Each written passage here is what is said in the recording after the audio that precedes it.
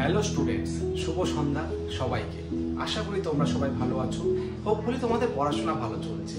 আজকে মক টেস্টের ইম্পর্টেন্স নিয়ে তোমাদের সামনে আমি আলোচনা করব, যে কি কি কারণে কোন কোন সময়ে তোমাদেরকে মক টেস্ট দিতে হবে সেই সম্পর্কে আমি তোমাদের সামনে তুলে ধরব। তো এবার আসি মক টেস্টের ইমপ্লিকেশন কি। আমাদের মোটামুটি সব কম্পিটিটিভ এক্সামের মোটামুটি মোরাললেস যারা এক্সাম দিচ্ছ তাদের সবারই সিলেবাস সম্পর্কে জানা আছে এবং হোপফুলি তোমাদের প্রিপারেশন মোটামুটি ভালোই আছে, এটা ধরেই আমি চলবো। মোটামুটি তোমরা প্রত্যেকটা সাবজেক্ট টাইম ধরে পড়াশোনা করছো এবং আস্তে আস্তে তোমরা যখন টেক্সট বইটা শেষ করবে, যখন এমসিকিউ তোমরা পড়তে যাবে, তখন তোমাদের প্রথম কাজ হবে মক টেস্ট দেওয়া। তোমরা যখন টেক্সট বই শেষ করবে ঠিক তখনই এমসিকিউ দেবে। অনেকে কি করে তখনই মক টেস্ট দেবে, অনেকে কি করে এক একটা চ্যাপ্টার পড়ে মক টেস্ট দেয়।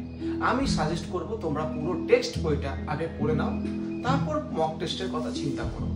আমি আমার প্রিপারেশনের সময় টেক্সট বই পড়তাম, তারপরে এমসিকিউ বইগুলো পড়ে দেন আমি মক টেস্টের কথা ভাবতাম। মক টেস্টের কি কি বেনিফিটস রয়েছে, বেনিফিটস বলবো না, কি কি ইমপ্লিকেশন রয়েছে। প্রথমত, এটা এক্সাম লাইক সিমুলেশন হিসেবে কাজ করে। কিরকম সিমুলেশন মানে কি, ধরো আমরা যখন পুলিশ ট্রেনিংয়ে ফায়ারিং করব বা শিডিউল ছিল ফায়ারিং এর, তার ঠিক এক সপ্তাহ আগে থেকে আমাদের কিন্তু সিমুলেশনের কাজ করতে হতো। মানে সিমুলেটারে গিয়ে আমরা একটা ওই যে লাইক রিয়েল গ্রাউন্ডের মতন আমাদের প্র্যাকটিস করতে হতো। এইটাই হচ্ছে মক টেস্ট।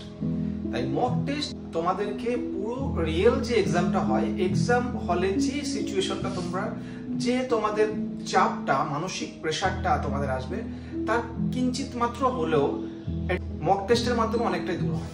মক টেস্টের মাধ্যমে তোমাদের যে স্ট্রেংথ, তোমাদের উইকনেস, সেগুলো তোমরা পয়েন্ট আউট করতে পারবে। তোমরা যদি রীতিমতো প্রতিনিয়ত মক টেস্ট দিতে থাকো, তাহলে এতে তোমাদের কোন সেগমেন্টে কতটা উইকনেস রয়েছে সেটা বুঝতে পারবে।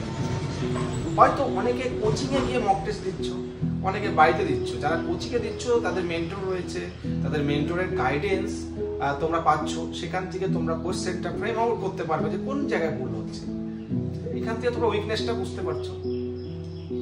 এরপরে আমি আসি যে মক টেস্ট দিলে পরে অনেক সাবজেক্ট আছে। আমাদের তো কম্পিটিটিভ এক্সামে বিভিন্ন সাবজেক্ট রয়েছে, যেমন ধরো ম্যাথ এবং জিআই।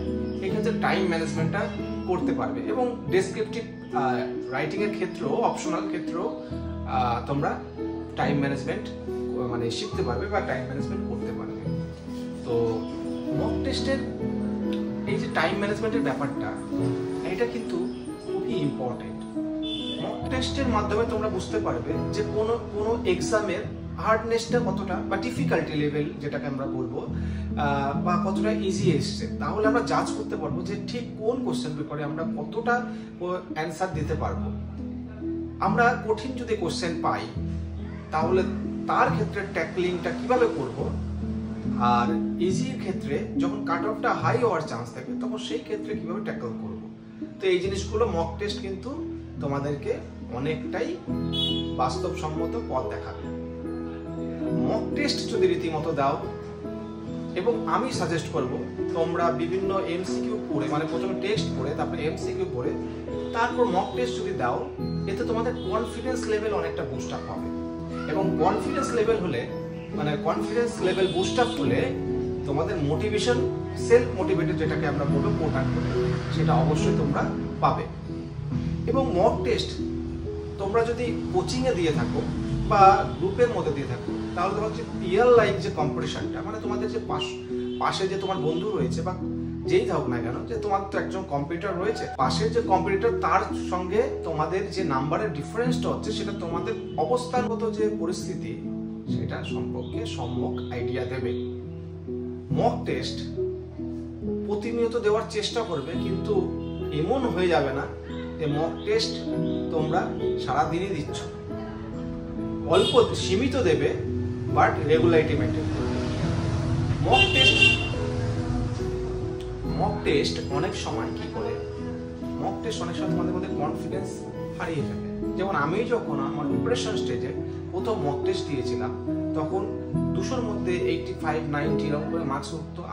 আমি তখন ভাবতাম যে এতে আমার আর হবে না, কনফিডেন্স লো হয়ে যায়। আবার আমি যারা ইন্ট্রোভার্ট টাইপের, তারা অনেকে মনে করে যে কোচিং এ সবার সামনে আমার নাম্বারটা ডিসক্লোজ হবে, সবাই জানতে পারবে আমি কম পেয়েছি, তখন যদি হাসাহাসি করবে অনেকে, এই একটা ভয় থাকে। এই জন্য বেটার মক টেস্ট বাড়িতে দেওয়াই উচিত। এবং অনেক মক টেস্টের বই রয়েছে, অনেক তোমাদের মেন্টর রয়েছে, বা যেটাই অনলাইনেও রয়েছে, সেখান থেকে তোমরা মক দাও এবং নিজেদের অবস্থানগত